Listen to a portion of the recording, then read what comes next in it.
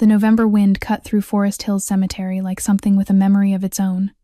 Colton Reeve walked the same path he had walked for 4 years. 12 rows down, third stone from the maple. He did not need to count anymore. His feet knew the way. He stopped in front of the headstone. Evelyn Reeve, beloved. One word. She had asked for only that. He did not kneel. He never knelt here. Kneeling was a posture he had given up the night they lowered her into the ground. Instead he stood, hands in the pockets of his black wool coat, and let the silence do what it always did. It pressed against him. It did not comfort. It simply stayed. A crow called somewhere past the far wall. Colton exhaled once, slowly, and turned to leave. That was when he saw her. A small girl stood at the edge of the gravel path, perhaps 10 steps from him. She wore a dark green coat that was a size too large, and her boots had salt stains on them from a winter that had not yet arrived. In her arms she held a bouquet of flowers that should have been thrown out days ago. The petals had gone brown. The stems had given up. She was not crying. She was not lost. She was waiting. Colton's hand moved automatically. Emotion built over 20 years. The kind of shift in weight that let him reach his coat without seeming to. He scanned the rows behind her. No one. The lane to his left. No one. The gate at the far end of the path. Only his driver, Rourke, standing beside the car 200 meters away. The girl did not flinch at his stillness. She took 1 step forward. "Can you carry me for a little while?" she asked. Her voice was quiet, but not shy. 10 minutes. I'll pay you with a secret." Colton did not move. His breath held somewhere in his chest and forgot how to come out. Secret. Not a story. Not a reason. Not a favor. Secret. It was a word from his world. Men in his world bought them, traded them, bled for them. Priests heard them and pretended to forget. Enemies held them like knives. Children did not use that word. Children asked for candy. Children asked for rides. Children did not offer currency. He studied her face. She was 8, perhaps 9. Gray eyes set too still. Hair the color of wet bark, falling past her shoulders in uneven waves. A red string tied around her left wrist, frayed from long wearing. There was nothing in her posture that belonged to a lost child. There was something in it that belonged to someone who had rehearsed this. "You're at the wrong grave, kid," he said. His voice came out lower than he meant. "Go find your family." He stepped to walk past her. "I know who you are," she said. "Mr. Reeve." His right foot stopped mid-stride. His left foot did not follow. For a second, the cemetery seemed to tilt. No one called him Mr. Reeve outside a closed door. No one called him Mr. Reeve. Reeve in a place without cameras, without guards, without reason. Not strangers. Not children. Especially not children standing alone beside the grave of the only person he had ever buried without ceremony. He turned his head slowly. Only his head. She did not smile. She did not look proud of the silence she had put inside him. She simply tilted the dying flowers in her arms, as if they were too heavy for her small hands, and waited. Rourke, at the distant gate, took half a step forward. Colton lifted 2 fingers at his side. The driver froze. The wind turned. Somewhere behind the maples, a branch cracked under the weight of nothing. 10 minutes, the girl said again, softer this time, as if she were offering him a gift she already knew he would take. Colton did not answer her at first. He did what men in his world did when a weapon they could not see had been laid on the table between them. He looked. He looked at the gaps between headstones. He looked at the tree line beyond the stone wall. He looked at the roof of the groundskeeper's shed, at the bell tower of the chapel, at the slight rise of ground where a shooter would have chosen to lie. He looked for the small, wrong details. A car idling too long on the service road. A man pretending to read a name he did not know. A glint of glass where there should have been only bark. There was none of it. Just wind. Just crows. Just a child standing too still in a coat too big. His own car sat 200 meters to the south. Engine off.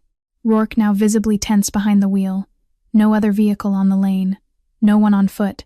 If this was a trap, it was the thinnest one he had ever walked toward, and in his experience the thinnest ones were either amateurs or something worse than amateurs.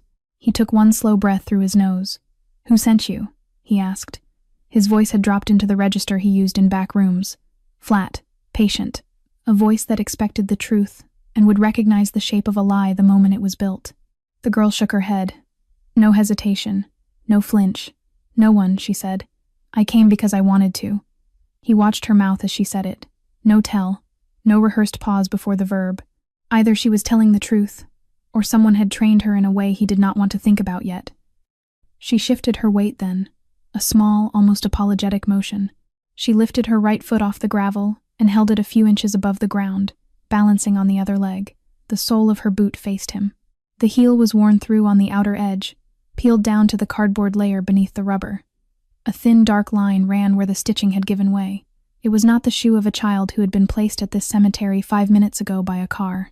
"I've been walking since morning," she said. The wind moved her hair across her face. She did not brush it back. Something in Colton's chest shifted in a direction he did not recognize. He had spent 4 years making sure nothing in his chest shifted at all. The building in which he kept his feelings had been boarded up window by window, and he had personally nailed the last plank. And yet here, in a place where he came only to feel nothing, a door had opened somewhere inside him without his permission. He did not decide to do it. His knees decided. He lowered himself down in front of her, one knee touching the cold gravel, the other bent. The motion felt foreign in his own body. The last time he had knelt in front of anyone was at an altar, and the woman he had knelt for was buried 20 paces behind him. He kept his back to her grave now. He did not look over his shoulder. "Get on," he said quietly. The girl hesitated only long enough to move her bouquet to one arm. Then she stepped behind him and climbed, light as a folded coat, her small hands settling on his shoulders with a care that felt almost formal, as if she understood she was being given something that had not been offered in a long time. She weighed almost nothing. That was the part that struck him. A child who had been walking since morning should not feel this weightless. He rose. His knee cracked once. He adjusted her legs into the crooks of his arms. Across the distance, Rourke's mouth opened slightly. The driver took a half step toward the car, toward a radio, toward a weapon, toward something. Any of the reflexes a man in his position was trained to have when his principal did something unexplainable in open ground. Colton caught his eye. He did not shake his head. He did not raise a hand. He simply held the look, one steady beat, the way he held a room when he wanted it to stop breathing. Rourke stopped. The driver's hand dropped back to his side. He did not understand. He did not need to. The girl leaned forward. Her breath was warm against the cold shell of his ear. "The first minute has started, Mr. Reeve," she whispered. Colton began to walk. The gravel crunched under his shoes in a rhythm he had not made in decades, the slower rhythm of a man carrying weight he was not trying to outrun. Each step sent a small, dry sound into the cold air. He made himself listen to it. He made himself listen to anything other than the heartbeat that had started working too hard under his coat. "Talk," he said. His voice came out even. That took effort. "What secret?" She did not answer immediately. He felt her weight settle differently across his back, the way a person settles when they are choosing the exact order of their words. "You have a scar under your chin," she said, "on the left side." His jaw tightened. It was a thin white line, 2 centimeters long, hidden most days by the shadow of his jawline. A man would have to stand close to see it, closer than most men ever got. "A lot of men have scars," he said. "Not from fights," she said. "Yours isn't from a fight. You cut yourself. You were 12. Your father had made you do something you didn't want to do, and after, when everyone was asleep, you went into the bathroom and you used your father's razor, not to hurt yourself, to prove to yourself you could still feel something." His feet kept moving. He did not let them stop. He did not trust what his body would do if he stopped. "Your father," she went on, quiet, "made you kill the dog. The brown one. The one that slept at the foot of your bed. The one you'd hidden scraps of meat for under the porch all summer. He said a son who couldn't put down what he loved would never run anything worth running. He handed you the pistol." He watched. The path ahead of him blurred at the edges. He narrowed his focus to the next stone, and the next. No living person knew about the dog. He had never said its name out loud. He had never written it down. The dog had been buried behind his father's carriage house 50 miles from here. In a part of his life he had sealed off with a kind of finality he reserved for funerals. His mother had died without knowing. His wife, who had asked him once where the scar came from, had been given the same answer he had given priests and doctors and every woman since. An old fight, nothing worth telling. She had accepted it because she loved him. She had taken the half-lie with her into the ground. "You cried that night," the girl said, softer now, as if she were handing him back something fragile she had been holding for a long time. "You cried for an hour, and then you never cried again, not even when you got older. Not even when someone died, not even when your wife did." Colton's hands, braced under her knees, locked. His knuckles went bloodless. He felt the small bones of her legs under his grip, and forced himself, consciously, to loosen his fingers before he hurt her. He stopped walking. He could not help it. Who told you that? It was not a question. It came out flat and low, the way a door is shut in a room where negotiations have ended. She did not answer. He waited.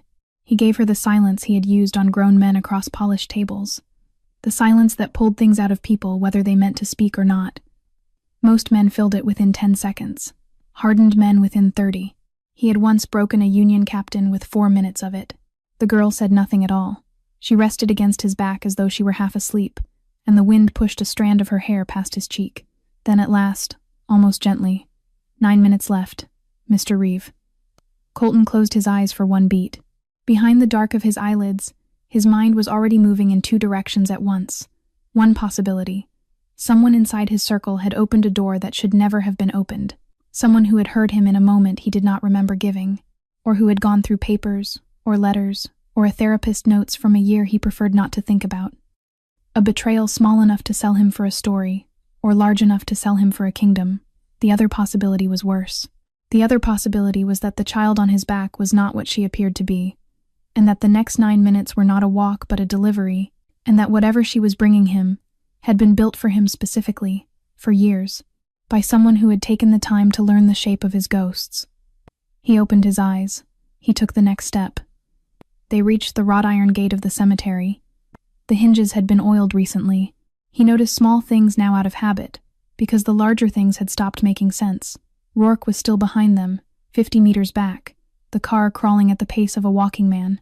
The driver had rolled the window halfway down, as if even the barrier of glass was too much distance for what was happening on the other side of it. At the gate, the girl tilted her head slightly against his shoulder. One small hand lifted and pointed past his jaw, to the left. That way, please. Colton turned left. He did not ask why. There was no point in asking why yet. Each question he asked was a coin spent on information he had not chosen. He wanted to spend them carefully. The street outside the cemetery was narrow and residential. Dark brick row houses with bay windows, brown leaves packed into gutters, a plastic pumpkin left too long on a porch, caved in at the top, the kind of block where people watched through curtains and pretended they did not. "What's your name?" he said. "Lucy." He waited for the surname. She did not give one. Lucy what? Just Lucy. For now. Her voice was calm in a way that kept unsettling him, because it was not the calm of a child being brave. It was the calm of a person who already knew how the conversation ended. "Call me Lucy after the 10 minutes are over. Right now I'm just the one telling the story." "The one telling the story," he repeated. "Yes." A man walking a small dog passed them on the opposite sidewalk. The man glanced up, registered the tailored coat and the child on the back of a tall stranger, and then, as people in this city had learned to do long before Colton was born, looked at his own shoes and kept walking. Lucy waited until the man's footsteps had faded. "Your mother named you Colton," she said. He kept walking. He kept his breath even. He had already learned, in the last minute, that flinching did not help. "A lot of boys are named Colton." "Not the way you were," she said. "Your mother grew up on a farm in County Kildare, in Ireland. There was a field behind her grandfather's house. A long one, wheat in summer, barley some years. The village called it the Colton Field because the old man who owned it before her family was named Colton, and everyone was too lazy to change the name after he died. Your mother used to run through it barefoot when she was small. She told you once, when you were 4, that it was the only place in her whole life she had ever felt free." His feet kept going. His mind stopped. "She named you after that field," Lucy went on, quiet, almost mournful. "Not after her father. Not after your father. After a field. Because she wanted you to grow up to be a man who worked with his hands and came home tired and slept well. She didn't want you to do the thing you do now. She prayed you wouldn't. Every night. Even when she pretended she hadn't." Colton stopped in the middle of the sidewalk. He did not decide to stop. His legs simply chose to. He had buried his mother 20 years ago in a small service his father had not attended. He had gone through her things alone, in a single evening, because his father had ordered the house cleared by morning. He had found a linen handkerchief embroidered with the word Kildare. He had burned it in the kitchen sink before dawn because even then, at 17, he had understood that sentiment was a liability in the family he was about to inherit. No one had ever known about that handkerchief. No one had ever known about the field. His mother had only told him once, in a kitchen, at 4 years old, and he had never repeated the story. Not to his wife, not to a priest, not to the 2 men he would have trusted with it, if he had ever trusted anyone with anything that soft. He adjusted his grip under her knees. He kept his voice low. "What game are you playing?" Lucy's cheek rested briefly against his shoulder. When she spoke, it was almost a sigh. "I'm not playing. I'm paying a debt." Behind them, in the black sedan, Rourke had reached the end of his patience. He had kept the car at 50 meters, one hand on the wheel, one hand resting on the center console where his radio sat. He had watched his boss walk almost a full block with a strange child on his back, in a neighborhood that was not on any approved route. He had watched his boss stop, mid-step, for no visible reason, and stand there as though someone had driven a nail into the sidewalk at his feet. Rourke had been driving for the Reeve family for 11 years. He had seen Colton Reeve shot at, spat on, threatened by a state senator, and served divorce papers at a wedding. He had never seen him stop walking in public without a purpose. Rourke picked up the radio. He did not call Colton. You did not call the principal in a situation you did not understand. You called the second man. "Kerr," he said, low. "It's me." There was a pause on the other end, not a long one. Just the pause of a man who had been waiting for the call and was letting it land on its own weight before he answered. "Go," said Elias. "He's walking. Outside Forest Hills. There's a kid. A little girl. He's got her on his back, Kerr. On his back." He stopped. "I don't know what she's saying to him. I can't hear. I want to go in." The pause on the other end was longer this time. When Elias spoke, his voice was exactly as even as it always was in a crisis, and exactly as even as it always was when he was eating lunch. And that was the thing that bothered Rourke most, because Elias was being too even for a moment that should have shaken any of them. "Leave him alone. Kerr, stay where you are. Do not approach. Do not call him. Do not radio anyone else. If he makes a signal, you follow the signal. Until then, you are his shadow and nothing more. Do you understand me?" Rourke stared at the small figures on the sidewalk ahead. "Yes," he said. "Good." The line clicked off. Rourke lowered the radio slowly and set it back in its cradle, and for the first time in 11 years of driving for the Reeve family, he had the distinct, unplaceable sense that he was not the person who knew the most about what was happening in this car. Up ahead, Colton had started walking again. The 3rd minute, Lucy said softly against his ear. He did not answer. He was listening now in a different way. Not for her words, for everything underneath them. "In the basement of your house," she said, "there is a safe, behind the wine racks, behind the false panel. You put it there yourself 6 years ago. You are the only person alive who knows the combination. Your wife didn't know, not even the man who built the safe knows, because you rebuilt the lock yourself afterward." She waited a beat, to let him hear her know it. "Inside the safe, there is a gray envelope, sealed, your father's handwriting on the front. You have never opened it. He told you before he died to open it only when you had no other choice left."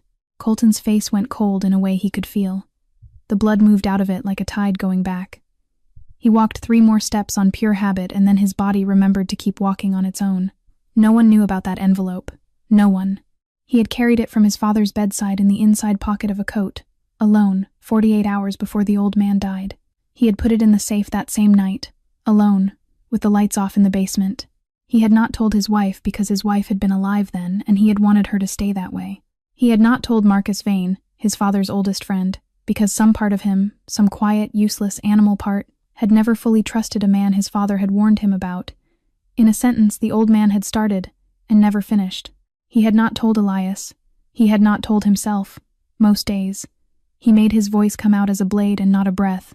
"Who are you?" Lucy's small body did not move against his back. She answered as simply as if he had asked her the time. "I'm the daughter of a man you killed." Colton stopped in the middle of the sidewalk. This time it was not his knees that decided. This time he ordered his body to halt, and his body obeyed, because the alternative was to keep walking while something broke inside his chest. The sky had begun to let go of its first rain. Not a storm, the small, uncertain kind, fine drops that landed on the wool of his coat and did not yet wet it. One drop touched the back of his hand and stayed there like a question. "The daughter of a man you killed." He had killed many men. He had ordered the deaths of more. He had lived in a life where such arithmetic was a part of the books, carried in columns he did not review unless he had to. He had made peace with it in the way one makes peace with weather. If he had heard the sentence said to him by a grown man in a doorway, he would have known what to do within the half-second it took to reach under his coat. He had an answer for men. He had no answer for a child. That was what undid him, not the words. The inability to know whether the next movement should be defense or attention. His instincts pulled one way. Something older than his instincts pulled the other. He bent his knees and lowered her down. He did it carefully. He let her feet find the concrete before he released his hold. He straightened and took one step back, and his right hand, by habit, drifted inside the lapel of his coat, resting near the weight he always carried there. Lucy did not run. She did not even look at his hand. She simply turned to face him, small and still, the bouquet of dead flowers still pressed against her chest. Her hair had gathered a fine silver layer of mist. The red string at her wrist was darkening where the rain had touched it. She looked up at him. "The 10 minutes aren't over," she said. "You still owe me 6. There was no tremor in her. No child's fear lifting to the surface now that she was on her own feet in front of a stranger twice her size with his hand inside his coat. Her gray eyes were flat and steady. Not cold. Still. Like the surface of a pond at dawn before anything has come to drink from it. He studied her, professionally. No bulk under the coat that did not fit her frame. No weight dragging one pocket more than the other. No earpiece. No wire visible at her collar. Her hands were small and empty except for the flowers, and the flowers were light enough that he could see her fingers were not gripping anything else underneath them. Her boots had no room in them for a blade. Her sleeves were loose. She was not carrying a single thing that could hurt him. She was simply a child who had told him that he had killed her father, and who had told him, in the same breath, that he still owed her 6 minutes of being carried. His hand drifted back down, out of his coat, empty. Something moved in him then that he could not identify and did not want to. It was not guilt. Guilt was a door he had welded shut. It was not grief for his wife, though her name was somewhere in the room. It was closer to the shape of a thing he had never allowed to form. A daughter, a small weight, the sound a voice would have made at the foot of his bed at night, asking for water, asking for a story, asking for another 10 minutes before sleep. He had refused himself the thought of that voice for many years, and now, on a wet sidewalk in November, with the daughter of a man he had killed standing in front of him, the thought was in him whether he refused it or not. He knelt. The rain found his collar. A drop ran down the inside of it to his spine. He turned his back to her. He did not look at her face. He could not yet. "Get on," he said. His voice came out rough at the edges, a voice he did not recognize as his own. She moved behind him without a word. Her small hands returned to his shoulders with the same formal care as before, as if the minutes he had taken from her had never stopped counting. She was lighter this time, or he was heavier. He could not tell which. He stood. "Keep going," he said. They walked. The rain thickened into something that was no longer flirting with the idea of weather. It was committed now. A fine, steady cold that beaded on his eyelashes and ran in thin lines down the back of his neck. He did not raise his collar. His hands were under her knees and he would not move them. "The 4th minute," Lucy said. Her voice had shifted slightly. Quieter. Not afraid. More like a person who had rehearsed the hard part of a speech a long time ago and had finally reached the sentence she had been dreading. "The person you trust the most," she said, "is the one who betrayed you." Colton's footsteps did not break their rhythm. That was a discipline. Inside his head, 2 faces moved to the front of a room that had only ever held 2. Marcus Vane, his father's oldest friend, the man who had stood behind him at his father's casket, one hand on his shoulder, whispering, "Your father would want you to be a lion now, Colton, not a son." The man who had brought him his first file of grown-up problems the week he took the seat, and who had sat across from him in the same leather chair every week since, for 8 years. Marcus had trained him the way a falconer trains a bird. Marcus had watched him marry Evelyn from the 2nd row. Marcus had been the first man to call him after the shooting that took her. Marcus had wept in that call. Colton had heard it. Elias Kerr, quieter, newer, 5 years in the family, brought up through the legal side, promoted into the inner circle, after he had saved Colton's leg during a dockside meeting that had gone wrong. A man who drank water instead of whiskey. A man who read books in Italian. A man who never gave an opinion until it was asked for, and who, when asked, gave it with the precision of a surgeon who knew which nerve he was cutting near. 2 men. Only those 2 knew the full shape of his days. Only those 2 sat in rooms where the money moved and the names were said out loud. "Who," Colton said, His voice was low. It was the voice he used when an answer was not optional. I won't tell you the name. Lucy. It was the first time he had used her name. He heard the sound of it in his own mouth, and did not know how it had gotten there. If I tell you the name, she said, you'll kill him before sunset. And if you kill him before sunset, no one will ever know who he worked for. And if no one ever knows who he worked for, then nothing we did today mattered. He walked 3 more steps before he answered. Then tell me how to see him. Watch, she said simply. The one who betrayed you is the one who always pushes you toward the cruelest choice. Every time. When there is a softer road, he finds a reason the softer road is weakness. When there is a man who might be innocent, he brings you the paper that says the man is guilty. When you hesitate, he tells you hesitation is what killed your father. Watch for the voice at your shoulder that always points you at the throat. His stride faltered by a single beat. It was the only outward sign he allowed himself, because he was already doing it. He was already, against his will, running the last 8 years of his own rulings like film through a projector, and one figure kept appearing in the frame next to him, and another figure kept appearing on the other side of the table, always arguing for the slower door. Marcus, at his shoulder, at every execution. He'll talk. Close the mouth. Elias, across from him, at every execution. Give it a week. Let me verify. He had chosen Marcus's road every time. Every time. He is the one, Lucy said, who told you my father had turned on you. He brought you the pages. He brought you the bank records. He brought you the witness. He sat across from you and he waited for you to say the word. My father had not betrayed you. My father had only found something. He had found the real thief in your house and he was going to bring it to you himself. The man at your shoulder got there first. He made my father look like the answer so no one would look for the real answer. That is how it works. That is how it has always worked. Colton's breathing had begun to go wrong. Not fast. Wrong in its evenness, as though he were counting his breaths to prevent them from doing something else. The rain kept falling. Somewhere, at the edge of his hearing, the world he had spent a lifetime building made a small sound he had never heard before.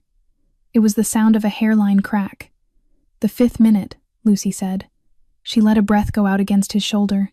When she spoke again, her voice had changed in a way he had not heard from her yet.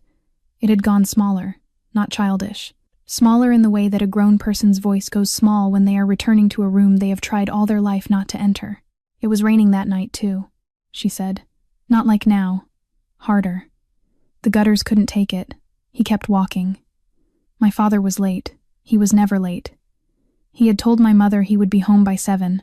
He had told me he would carry the cake in himself. It was my birthday. I was turning 4. My mother had baked it that afternoon. Chocolate, because that was the only kind I liked then. She had already put the candles in. 4 of them. She wouldn't let me light them without him. She said we had to wait. The rain slid down the back of Colton's neck. He did not feel it anymore. At 8:30 the phone rang. My mother picked it up in the kitchen. I remember her standing with her back to me, one hand on the counter. She didn't say anything for a long time. Then she said, "Are you sure?" Then she said, "Where?" Then she hung up and she did not turn around for almost a whole minute. When she did, her face was not her face anymore. Lucy's small hands tightened, barely on his shoulders. They found him on Bennington Street, 2 blocks from the bus stop.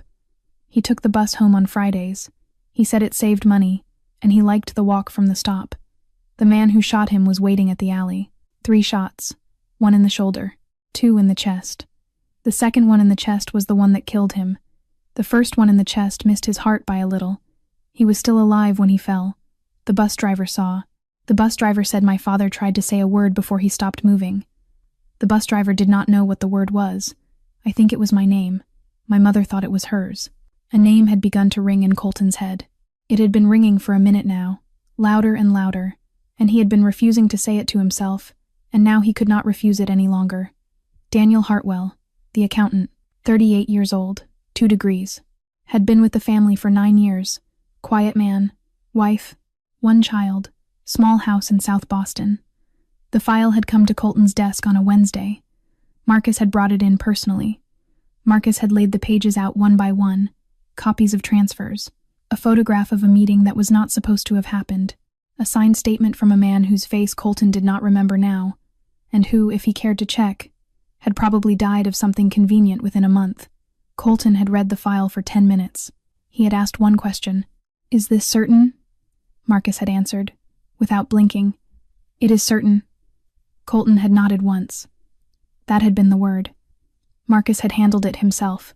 Marcus had come back the following evening with rain still on the shoulders of his coat, and had sat in the leather chair and had said only, "It is done." Colton had poured him a whiskey. They had not spoken of it again. "My father was a good man," Lucy said behind him. "I don't say that because he was my father. I say that because he was. He used to tell me, when I was very small, that if one day he didn't come home, I wasn't supposed to go looking for revenge. He said revenge was a door that only opens inward. He said, 'If I don't come home one day, little one, you look for the truth. Not for the person. The truth.' He made me say it back to him. He made me say it every Sunday for a year." Colton's throat was not working correctly.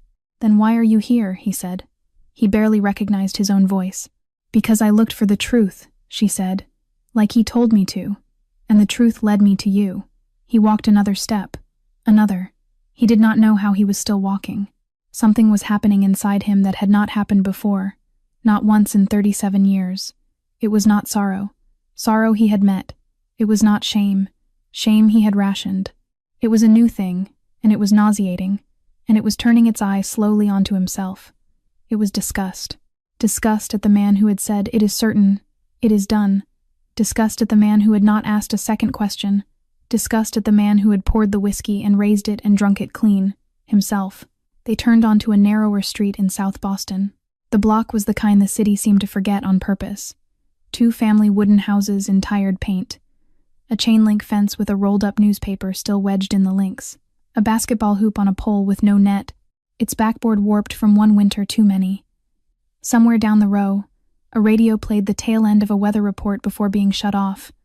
Lucy tilted her head again, her finger lifted, this time pointing past his ear at a house halfway down the block. That one, the one with the blue window frames. Colton saw it. A small clapboard house painted the color of old bone, with window frames that had been repainted more recently than anything else on the street. The blue was the soft, washed-out kind that only old paint achieves. A narrow concrete path led to 3 wooden steps, and a door with a wreath on it made from dried lavender. The wreath was slightly crooked. Someone had hung it without measuring. "That is where I live," she said. "But I don't go in yet. The 10 minutes aren't over." He nodded, barely, and kept walking. His pace had slowed without his permission. He did not want to pass the house. He wanted to, and did not want to, and could not explain which of those was stronger. He looked into the small yard as they went by. There was a swing set, 1 seat. The chains had rusted at the top link, the kind of rust that happens when metal has been asked to hold weight through too many winters without being replaced. The wooden seat was split down the middle, and had been patched with a strip of silver tape that had curled at the edges. A child had been using the swing recently anyway. He could see the worn spot in the grass beneath it. Beside the porch, set neatly against the wall, stood a pair of child's rain boots, yellow, very small. One of them had a crack along the heel. Someone had placed them there that morning, carefully, the way a parent arranges a child's things when the parent still thinks about such details. A father had built that swing. A father had bought those boots. A father was not there to fix either of them. Colton kept walking. He was not going to let himself look back at the house. He already knew what kind of man he would feel like if he did. "The 6th secret," Lucy said. Her voice had gone flatter, careful, like someone handling something that had cut them before. "You think your wife died because of your enemies. You think the men in the car that night were aiming at you, and that the bullet found her because she was standing in the wrong place. You have told yourself that for 4 years. You have paid for it with every night you have not slept." He did not answer. He could not. A cold had started somewhere under his sternum that had nothing to do with the rain. "That bullet was not aimed at you, Mr. Reeve." He felt the world tilt very slightly, the way a boat tilts before it is certain whether to correct or keep going over. It was aimed at her. He stopped. This time his body did not even try. She had found something, Lucy said, quieter now, a few days before. Something on a phone that wasn't hers. A message in a folder she wasn't supposed to see. She didn't tell you. She was going to. She was waiting until she was sure. She told one person first, because she wanted to know if she was reading it correctly. She told the person she thought she could trust. That person told the wrong man. The wrong man made a call. 3 days later, a car slowed down on the street you were walking on, and the man in the passenger seat aimed at the person next to you. Not at you. She was not in the wrong place. She was exactly the person they came for. There was a sound in Colton's chest now, a slow, pressing sound, as though something had been inflating inside him for 4 years and had finally reached the surface of the skin. "You're lying," he said. His voice came out thin, not angry, not cold, thin. "You know I'm not lying, Mr. Reeve." He closed his eyes. The rain struck the brim of his ear. A car passed them slowly at the end of the block, tires hissing on wet asphalt, and was gone. He did not know what broke in him in that moment. He only knew that a door he had nailed shut on the night of his wife's funeral, the door behind which he had locked every version of himself that still felt anything, had just cracked down the middle, from top to bottom, with a single clean sound he did not hear but could feel in his back teeth. Lucy's cheek rested against the side of his head. 4 minutes left, she whispered. He made himself walk again. It was not a decision he could name. His feet took the next step the way a boxer takes the next round after a bell he did not hear ring. His coat was heavier now with rain. Her small legs were warm in the crooks of his elbows. That warmth was the only thing in the world that felt like it belonged to him. They passed the end of Lucy's block. She did not guide him back yet. She let him walk. He understood, in some quiet way, that she was giving him the time between secrets on purpose, the way a doctor lets a patient breathe before setting the next bone. "The 7th minute," she said at last. He braced for it. He had learned in the last 10 minutes that bracing did no good. He braced anyway. "My uncle found the truth," she said. "He has been looking for years. He started the week my father was buried. He did not tell my mother at first. He did not want her to live inside the answer until he was sure what the answer was. When my mother got sick, he told her. She lived long enough to believe him. Then she left me to him. He has been raising me ever since. And all that time, he has been walking toward the same room, slowly, carefully, because he knew if he moved too fast he would be killed before he got there." A colder thing than rain had started to settle on Colton's skin. "Your uncle," he said. "Yes. Who is he?" There was a small pause behind his ear. Not hesitation. Something that might have been a small, private smile. "You see him every day." Colton's footsteps did not stop this time. He had learned too, but his mind stopped. His mind went very, very still.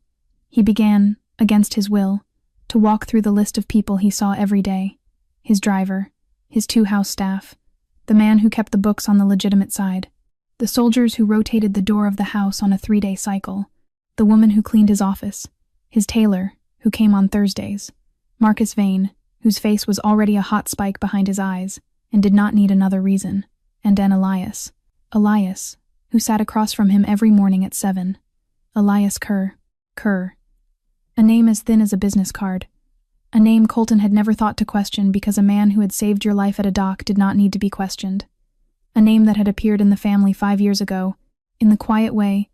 Names appear when a cousin recommends someone, when a lawyer vouches, when a reference exists on paper. Colton had signed the paperwork himself. He had never asked for the rest. There had been only one Hartwell in his life, the one he had buried without burying. Daniel Hartwell. Colton's mouth went dry. The rain tasted different suddenly. "Elias," he said. Not a question. A placement. He said the name the way a man sets a chess piece down, to test the board's reaction. Lucy did not confirm. She did not need to. "He did not want me to tell you yet," she said softly. "He wanted another month. He had one more piece he was trying to move into place. But I watched your face at the grave of your wife today, Mr. Reeve, and I thought a month is too long for a man who is this tired." Colton's breath went out of him slowly, like air leaving a tire through a nail. Elias had been inside his house. Elias had stood beside his chair at meetings where the name Hartwell had been spoken only once, 4 years ago, in the past tense, and had not flickered. Elias had taken his whiskey with a steady hand at a wake. Elias had no reason to attend. Elias had been in the room on the night they had drawn up the list of enemies to reconsider, and had said, "Let us not waste the new year on old blood," and Colton, who had agreed, had not understood for whose benefit the old blood was being put aside. Elias had slept under his roof in the East guest room 4 times in 5 years, during storms, during threats, during one long night of waiting for a hospital call. Elias had been, in every definition Colton used, a brother. Elias had been the brother of Daniel Hartwell. Elias could have killed him, easily, any of 1,000 times. Elias had not. The back of Colton's neck went cold in a way the rain had not managed. "Why?" he said. The word was not addressed to Lucy. It was addressed to the air, to the wet street, to the 5 years that had just rearranged themselves behind him into a shape he had never seen. Lucy rested her small forehead, briefly, between his shoulder blades. "You're going to have to ask him that yourself," she said. "But not until the 10 minutes are done." "The 8th minute," Lucy said. The block opened onto a small intersection. She pointed again. "Right this time," and he turned without looking at her hand. He was simply following now, the way a man follows a priest on the way to a confession that has been waiting for him all his life. "I'm not going to tell you his name," she said. He already knew she wasn't. He did not protest. "If I told you now, you would not wait for the door to close behind us. You would drive straight to where he is, and you would put a bullet through his eye before the hour was out, and you would be right too. But a dead man cannot be followed. A dead man cannot lead you to the next room. If he dies this afternoon, then no one in the world will ever know the name of the people who paid him. The people who paid him have been paying him for a long time, Mr. Reeve. They have been paying him longer than you have known him." "Who?" Colton said. It was one word, and it was the word he had been wanting to say since the 4th minute. Lucy did not make him repeat it. An ashen hand. Colton's stride broke by a half-beat. He had heard the phrase before. Not often.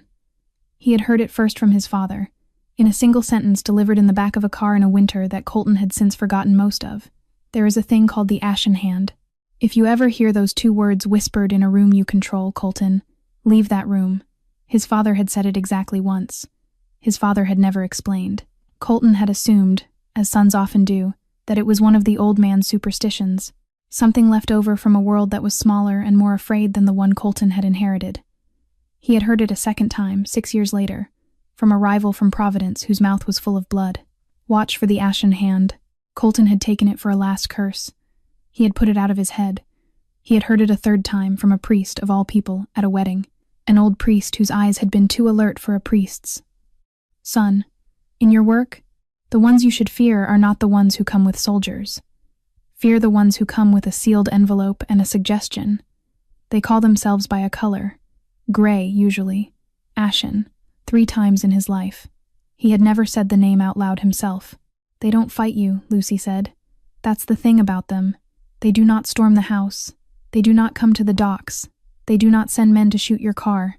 They find the one person in your house who has a weak shape, and they fill that shape. They wait. They make the decisions for you from the chair next to yours. By the time you notice, there is nothing left of the house except the name on the door. Sometimes they keep the name on the door for generations. It is more useful to them that way." He had stopped breathing for a moment without noticing. He made himself breathe again. "How far along are they?" he said. "With you?" "Yes." Lucy was quiet for a beat. "A week," she said. "Maybe less." It hit him before she had finished saying it. The council meeting. The semi-annual sit-down of the family's 7 capos, 4 auditors, and the 2 outside counsels who carried the voting weight of the New York partners. It was on the calendar for Thursday. He had marked it a month ago without thinking. Marcus had suggested the date. Marcus had also suggested the agenda. Marcus had also, Colton realized now, suggested each of the 3 men who had newly been given voting chairs this year. 3 chairs, 3 votes. Enough, if aligned, to move a motion Colton would not expect to see move. A motion of no confidence. A vote to transfer operational authority. A clean, legal, internal coup, dressed in the language of concern for the boss's health and the family's direction since the tragedy, voted through on a quiet Thursday afternoon in a room Colton had walked into with a smile. He almost laughed. There was no humor in it. It was the laugh of a man who had just seen the whole shape of the knife that had been sliding between his ribs for 3 years. His right hand tightened under Lucy's knee. The tendons stood out along the back of it. His knuckles went white and stayed white. Rage was not the word for what moved through him. Rage was too common. Rage was what he had used for 10 years as a substitute for being alive. This was something else. This was something opening its eyes after a very long sleep. His heart, for the first time since a November night 4 years ago, in which his wife had fallen against his shoulder in the middle of a sentence, was beating on purpose. 2 minutes left. "Mr. Reeve," Lucy said softly against his ear. He nodded once, very slightly, and kept walking. "The 9th minute," Lucy said. She shifted, carefully, against his back. One of her hands left his shoulder. He felt the small absence of it before he felt the return. She was reaching into the inside pocket of her coat. He did not tense. He had moved past tensing. Her hand came back into view over his shoulder. In her fingers, held pinched between thumb and forefinger, was a small silver rectangle. A USB drive, no larger than the tip of his smallest finger. The casing was scratched at the corners from travel. A thin strip of blue tape had been wrapped around one end and written on in a careful adult hand. He could not read the writing without turning his head. "Take it," she said. He let go of her left knee with his right hand. It was the first time he had shifted his grip on her since the sidewalk. "My father kept this," Lucy said, as he brought his hand up slowly to meet hers. "He kept it in a place even my mother did not know. She found it after. My uncle spent a long time learning how to read it. He is better with computers than anyone thinks. There are 2 layers on it. One you can open with a normal password. That layer is for distraction. It has numbers that look important and are not. The second layer is the one that matters. My uncle has unlocked the second layer. Everything is in there. Names, accounts, dates, wires, the routing through the 3 banks in the islands, the real ledger of what has been moving out of your house for 11 years, and where it has been going." His fingers closed around the drive. He had held a great many objects in his life that carried weight beyond their mass. Deeds, passports, the grip of a pistol that had ended an argument, the thin gold of his wife's wedding band, 4 years in a drawer. None of them had ever felt as heavy as this small piece of plastic. His hand was not entirely steady. He noted this. He let himself note it. There was no point pretending anymore. "Why give it to me?" he said. He slipped the drive into the inside pocket of his coat, not the outside, the inside, against the lining, near his chest. An old habit. The things that mattered went where the blade would have to reach through bone to find them, because my uncle said only you can burn them down. He did not answer immediately. "Only me." He said the police can't. He said the FBI can't, because they already have 2 of their men in the room. He said the other families can't, because the other families have the same problem you have, only most of them don't know it yet. He said you are the only man in this city with the reach to cut the root, and the only man who now has a reason to. Colton's jaw worked once. "Your uncle has thought about this for a long time." "Yes, and he decided to send a child." "He did not send me," Lucy said. Her voice was small, but it did not apologize. "I sent myself. He told me to wait at home today. He was going to meet you in a week. I told him a week was too long. I said you had to be told now. He did not want me to come. I came anyway." He walked 3 steps in silence.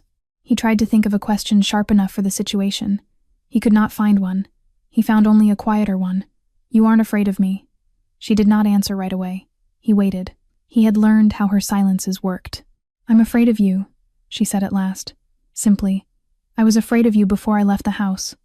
I was afraid of you at the gate. I was afraid of you when you knelt down. I was afraid of you every minute since."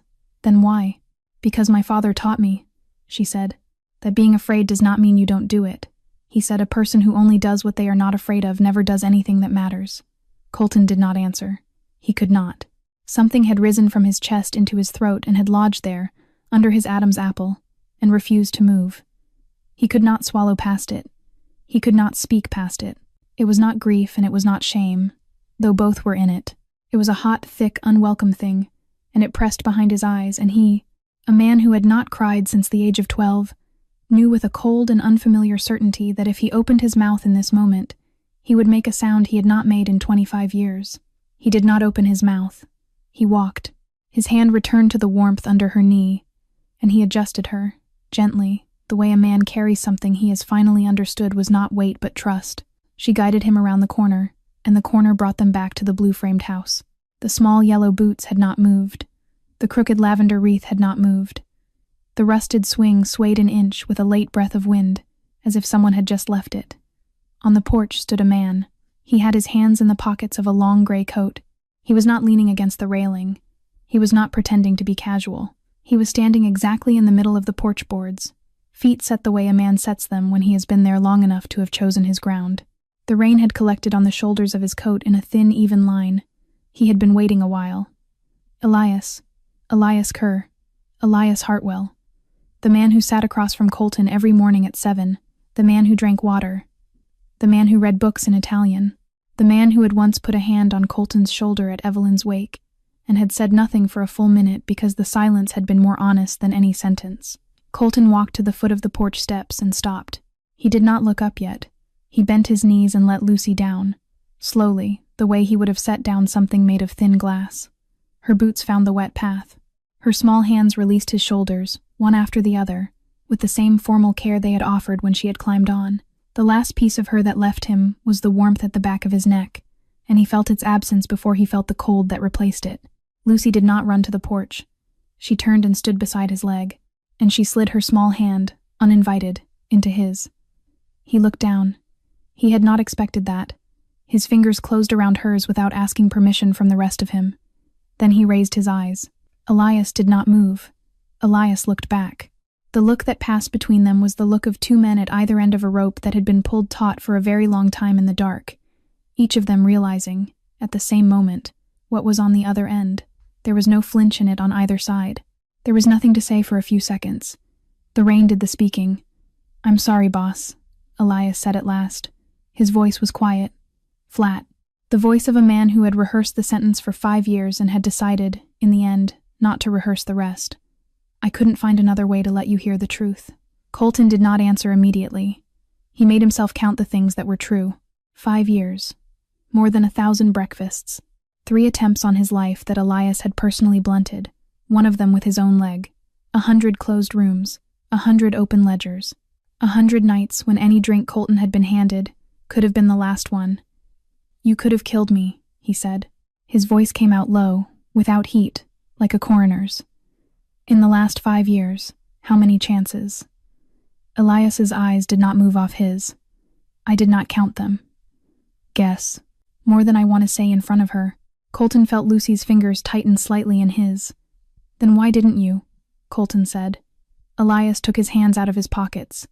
He let them hang at his sides, empty, palms slightly forward. It was not a surrender. It was the posture of a man who wanted to be seen to be carrying nothing. "Because I didn't want to kill the man who had been tricked," he said. "I wanted to kill the man who tricked him. And that one was not going to die if you died first. He would have taken your chair and worn your suits and signed your name for the rest of his life, and my brother's death would have bought him an office. That was not the grave I was going to let my brother pay for." The rain landed on his jaw. He did not wipe it. "I waited," he said. "I waited because killing you was easy, and killing the right man was hard. I am not in this for easy." Lucy tugged once on Colton's hand. He looked down at her. He heard, "Uncle," she said. But she did not say it to Elias. She said it to Colton, her gray eyes steady on his. "He heard you. He believed you." Then she turned her head up the steps. He believed. Elias's throat moved once. He did not speak.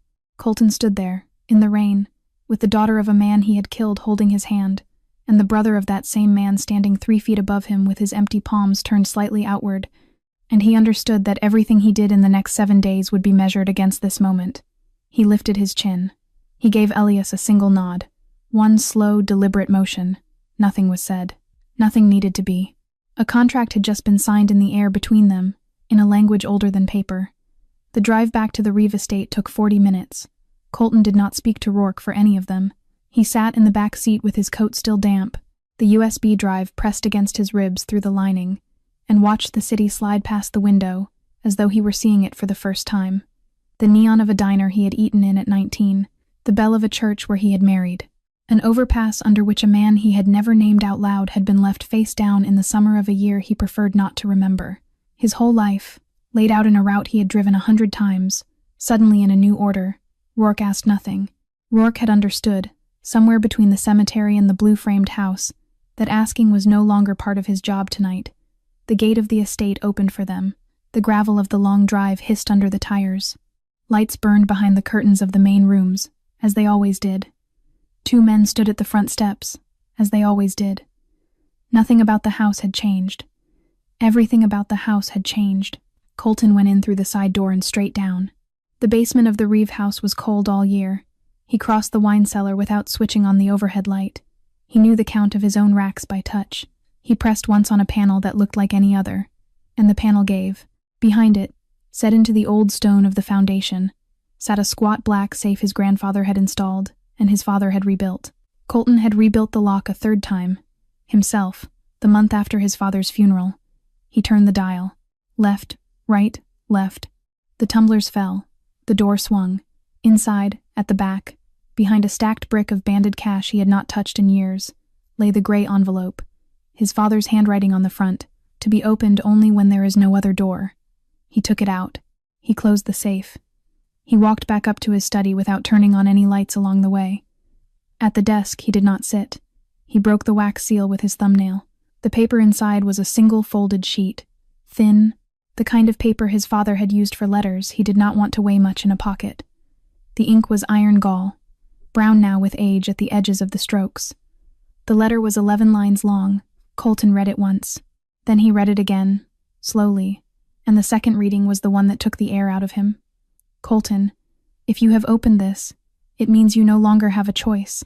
It means Marcus Vane has done what I hoped he would not. Do not trust him. Do not sit at a table where he is also sitting. Do not drink what he pours. There is a man in our accounts named Daniel Hartwell. He is the only man in the house I have not been able to buy and have not been able to frighten. That is how I know he is worth something. If you are reading this, go to him. Tell him your father sent you. Show him this page. He will know what to do. I'm sorry, son. I did not have the time to finish this myself. Your father. Colton set the paper down on the desk. He laid his palm flat on top of it, as though it might otherwise blow away in a room with no wind. His father had known. His father had known and had run out of time. Daniel Hartwell had been the ally his father had been reaching for. Daniel Hartwell had come within weeks of reaching back. And Colton himself, inheriting both men and knowing neither sentence of this, had given the order that had killed the one hand that had been extended to him. He stood at the desk for a long time without moving. Then he picked up the phone. "Come to the house," he said. Elias was at the side door in 22 minutes. They did not sit in the study. Colton brought him down to the kitchen, which had no windows that could be looked into, and no telephones that had not been stripped and rewired by Colton's own hand the winter before last. He poured 2 glasses of water. Neither of them touched whiskey. Neither of them had any interest in softening anything tonight. They worked until the first gray line came up behind the hills. The plan was simple in shape and terrible in detail. 3 days of ordinary. 3 days of meetings taken as taken, calls returned as returned, smiles given to the one man who now owed every smile to a ledger. No flinch. No hesitation at any door Marcus might open. The face of a boss who suspected nothing. Underneath the 3 days, a second clock. Benny Carrera, pulled out of retirement by a phone call that would be made from a booth. The USB drive, its second layer, copied and mirrored to 3 locations. The internal capos discreetly counted, one by one, for the shape of their loyalty. The 3 new voting chairs discreetly read for the shape of their debt. By Thursday morning, a file so complete that no man at the long table would be able to pretend he did not see it. Colton named the steps. Elias named the risks. Neither of them argued. They had been trained by different teachers toward the same grammar. At 4:17 in the morning, Colton set his glass down. "One more thing," he said. Elias raised his eyes. "Lucy." He did not elaborate. He did not need to. "She does not step outside that house alone. Not to school. Not to the corner store. Not to the porch for the mail. Not for a single minute. You put your best 2 on her, rotating, and you put a third one I don't know about on the 2 you assign, because somebody in this house still works for him, and I don't want to find out who tonight. If anything happens to her, Elias..." He did not finish the sentence. Elias did not make him. Elias nodded once. "Slow. Certain. She will be safe," he said. "On my brother's name." Colton looked at him across the kitchen table for a long moment, and then, for the first time in their 5 years of sitting across from each other, he extended his hand. Elias took it. Outside, the dawn came up gray over the hills, and neither of them slept. The phone booth Colton used was on a corner in Somerville, outside a laundromat that had closed at 10. He dialed from memory. The number was 7 years old. He was not certain it would still ring. It rang twice. "Who is this?" said the voice on the other end. "The son of a man you used to drink with," Colton said. There was a pause, then a breath that was almost a laugh. "Jesus Christ, I need you back, Benny. For 3 days. Cash. Off every book." Another pause. "I retired for a reason, kid. I know. Is it the reason I think it is? Worse. Benny Carrera was at the safe house in Revere by 3 that afternoon. He had aged a decade in the 7 years. His hair was whiter, his hands shook very slightly when he took the coffee Elias poured for him, and his eyes, behind the wire-rimmed glasses, were exactly as sharp as they had ever been. Colton set the USB drive on the table in front of him. Second layer. Already broken. I need the shape of it. I need names, wires, timestamps. I need it in a form I can put in front of 6 capos and have them understand in under 4 minutes. By Wednesday night. Benny did not touch the drive yet. He looked at it the way a priest looks at a relic he has been asked to verify. Who am I looking at? Marcus Vane. Benny's hand stopped halfway to the coffee. He set the mug down. He did not pick it up again. All right, he said quietly. All right. He worked for 30 straight hours. By Tuesday evening, the kitchen of the safe house had turned into a war room.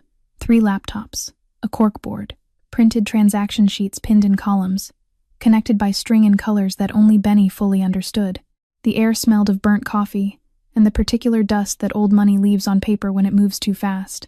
Colton and Elias came in at 8. Benny turned his chair toward them and pushed his glasses up. 40 million, he said. Across 4 years, out of 7 accounts I can name and probably 2 more I can't. Cayman, Valletta, Nicosia, 2 in Panama, 1 in Dubai, 1 in a credit union in Toronto that shouldn't exist. All 7 feed up into a single clearing node I cannot see the other side of, which means whatever is on the other side is very, very good at being quiet. But I can prove every dollar that went in. I can prove the signature that authorized the first wire. I can prove the device the signature was entered from. I can prove that device was in Marcus Vane's office in your Back Bay building on the night of each wire, within a window of 11 minutes. It is him.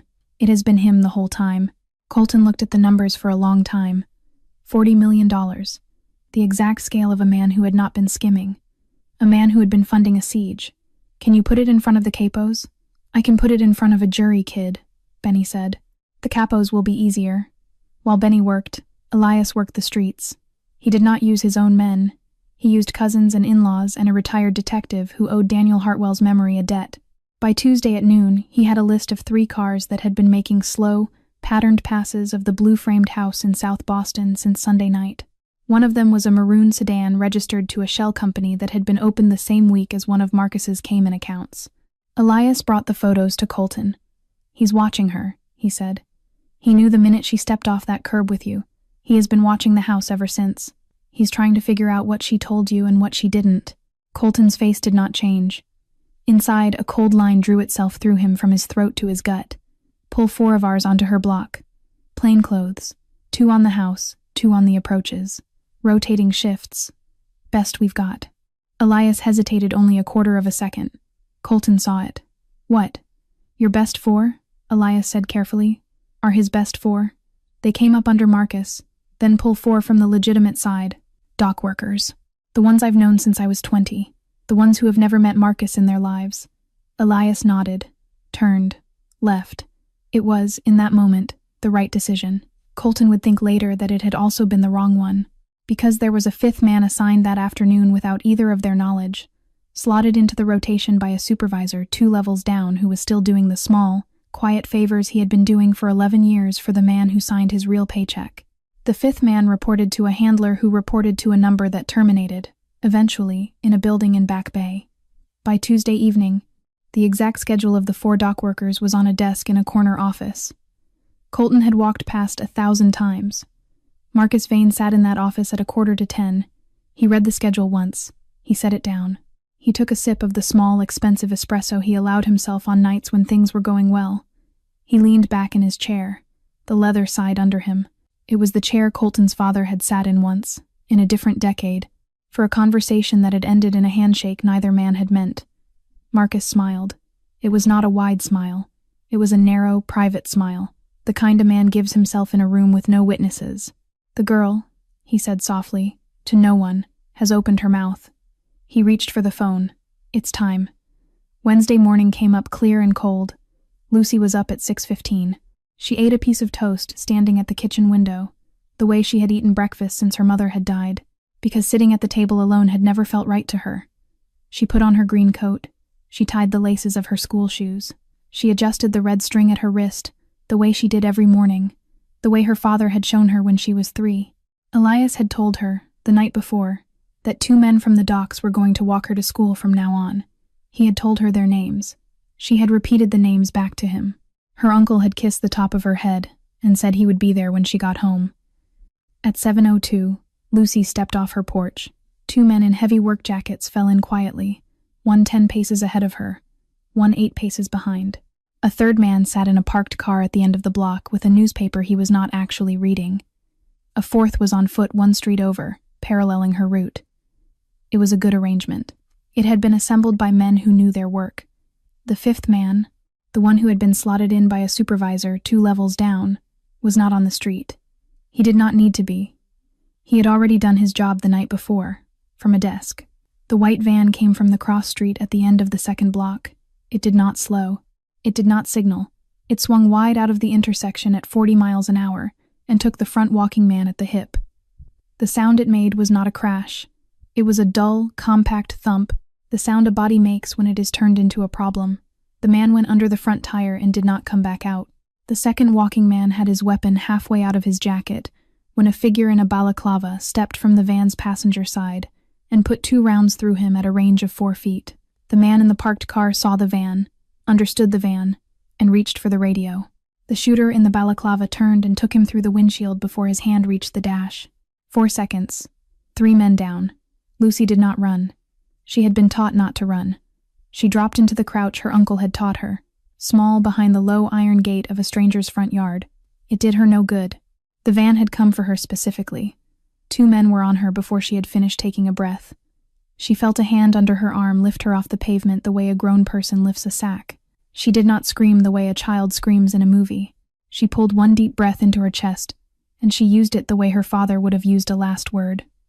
Colton! She got the whole name out before a gloved hand covered her mouth. The rear doors of the van slammed. The van was gone from the block in 9 seconds.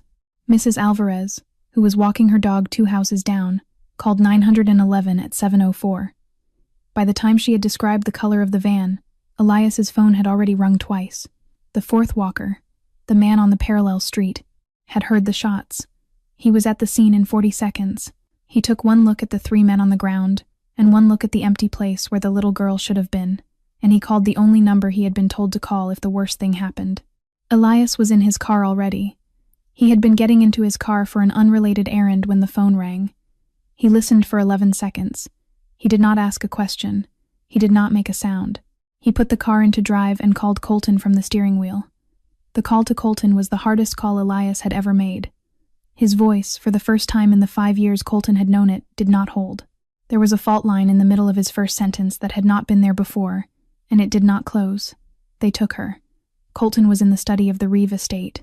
He had been signing a stack of quarterly reviews that had been on his desk since Monday, because signing them on schedule was part of 3 days of ordinary. The pen stopped in the middle of a letter. Where? Off her block. White van. 3 of our men down. She screamed your name. Colton did not answer. A second later, his phone buzzed against the wood of the desk. Not the line in his hand. The other one. The private one. The one whose number was known to exactly 4 people in the world. He lowered the first phone. He picked up the second. 1 text message.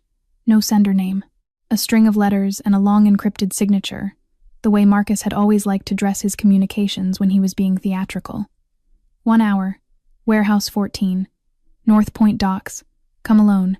If you do not come alone, what you love will float down the Charles before supper. Colton read the message once. He did not react.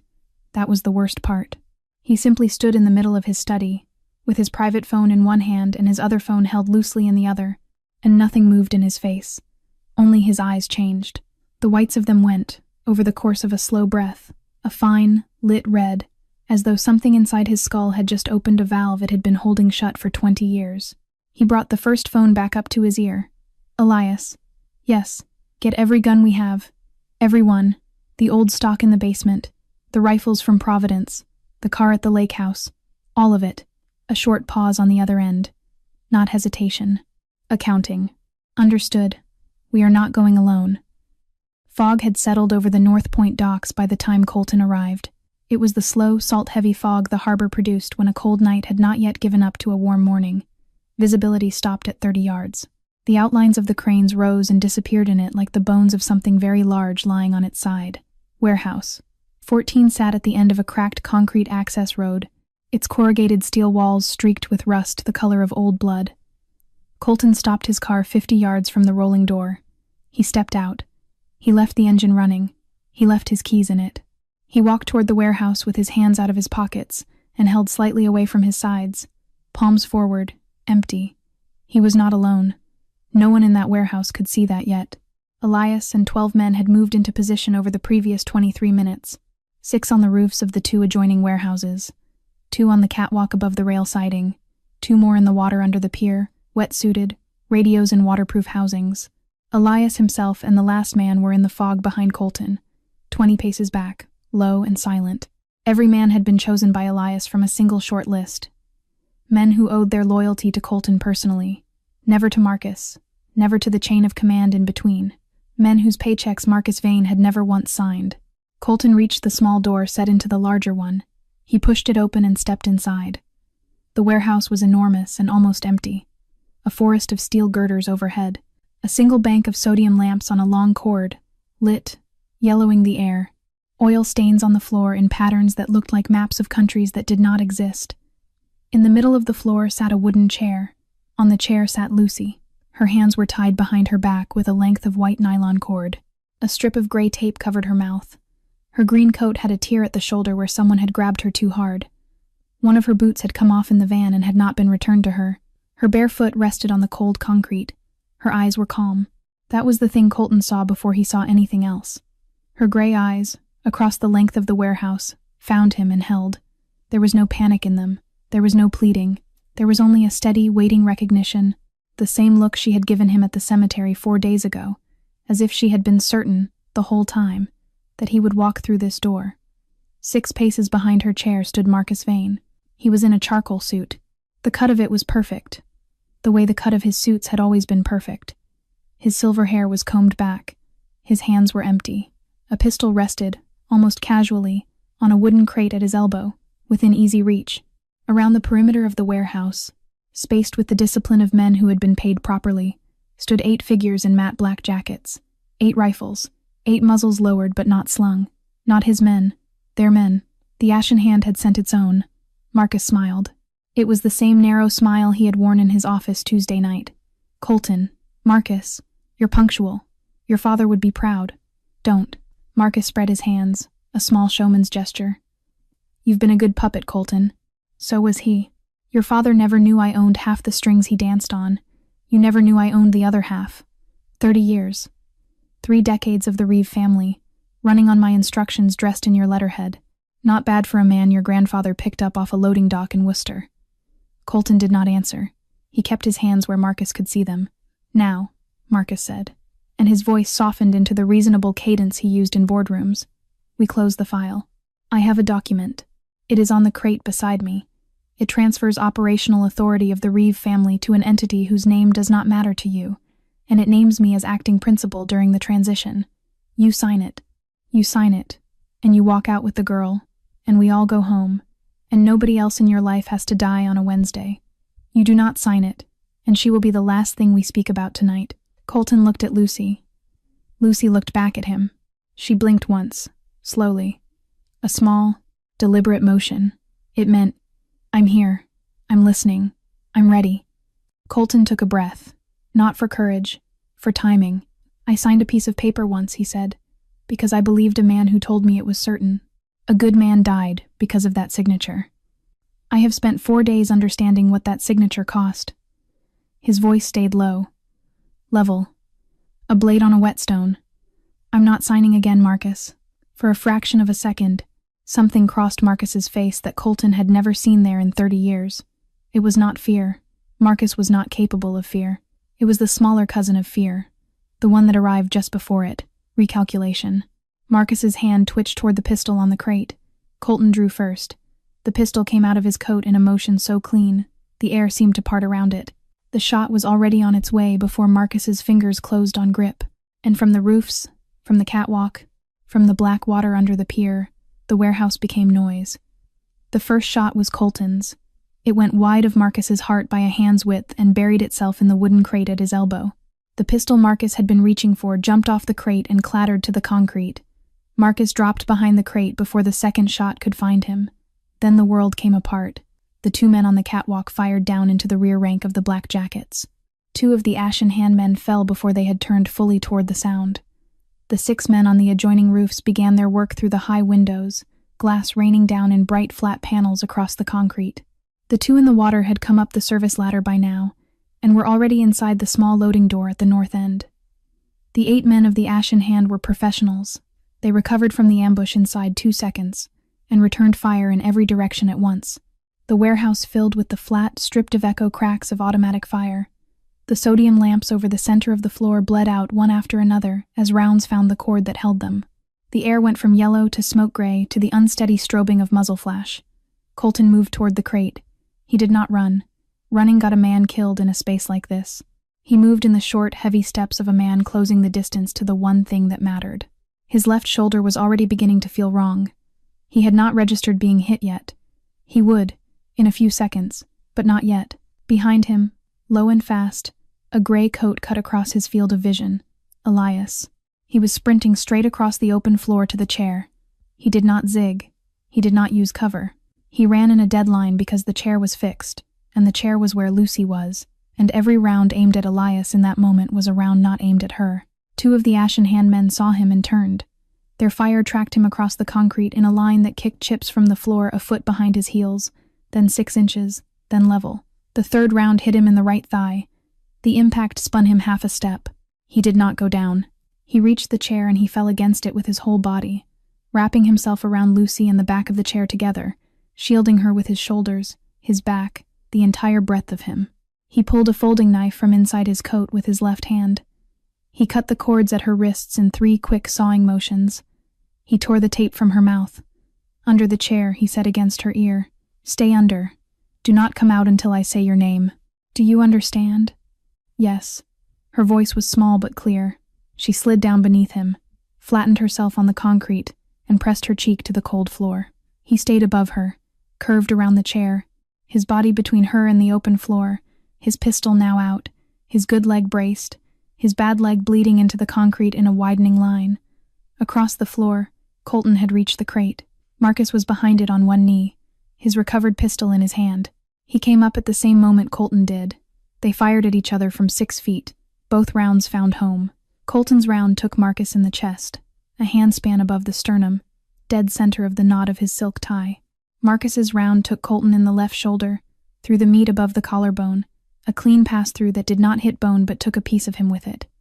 Colton staggered 1 step. He did not fall. Marcus fell. He went down onto his side, slowly, with the graceless surprise of a man who had believed, for 30 years, that this particular floor was not the one he would die on. The pistol slipped from his hand. His breath came hoarse and wet. Blood was already coming up into his mouth. Colton took 1 step forward and knelt beside him on one knee. The pistol stayed in Colton's hand, leveled. Marcus looked up. There was no fear in his eyes even now, only a tired, furious clarity. "The Ashen Hand," he said, "around the blood, will not stop. You think this ends here? It does not. They are everywhere. We are more than you think." "Then I'll have work for the rest of my life," Colton said. He fired once. The last round took Marcus Vane between the eyes. Colton did not watch him fall the rest of the way. He was already turning. The gunfire around the warehouse had begun to thin. Elias's men had the advantage of position and of purpose, and the 8 Ashen Hand soldiers, without Marcus's direction, were dying faster than they were shooting. The last of them fell near the rolling door as Colton stood and took his first unsteady step across the floor. He did not make it all the way upright. By the chair he went to his knees, and then to his hands and knees, and he crawled the last 3 yards across the concrete toward the small figure curled beneath the wood. "Lucy," he said. A breath, a small movement. "Lucy, come out." She came out from under the chair. She did not run.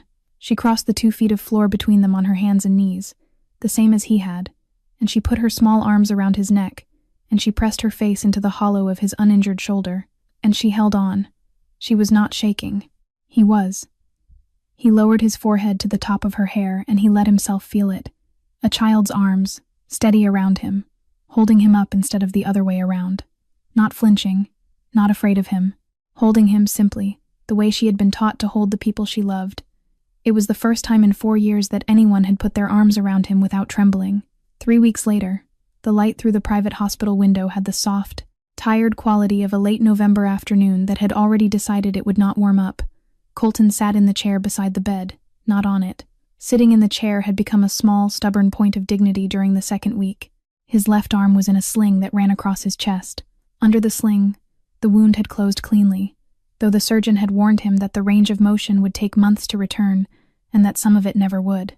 He had nodded at the surgeon with the patience he reserved for people who were telling him things he had already decided he would live with. On the small table beside him sat a folder. Inside the folder, a single-page memorandum. Beneath the memorandum, a list of names. The door opened. Elias came in slowly, on a pair of aluminum crutches. His right leg was in a brace from hip to ankle. The surgeons had told him, at some length, that he had been lucky. The round had missed the femoral artery by a finger's width. He had listened and said nothing. Elias had never been a man to argue with luck. He set the crutches against the wall, lowered himself into the second chair with the careful weight of a man who had measured every movement for 3 weeks, and exhaled. "The council met this morning," he said. Colton did not turn his head from the window. "Tell me." "Unanimous. All 7 capos.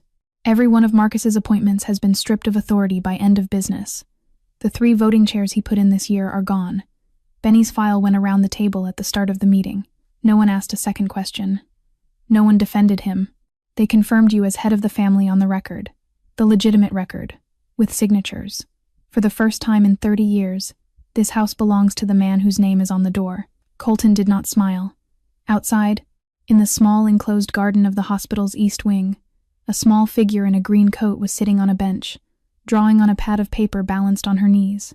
Lucy's hair had grown a little longer in 3 weeks. She had learned, without being asked, to sit in a way that kept the wound in her right ankle from pressing against the slats of the bench. She had refused, consistently, to stop visiting. "It's not enough," Colton said. "I know. Marcus was one man. The Ashen Hand had him for 30 years. They will have someone else by the end of this month. Maybe in my own house. Probably in other houses up and down this coast. Marcus told me in the warehouse that they were more than I thought. I believe him. I believed him then. I believe him more now. What do you want to do?"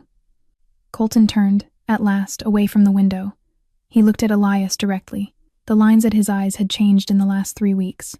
They were still the lines of a man who did not sleep easily. They were not the same lines. "I'm going to use everything this family has to find them.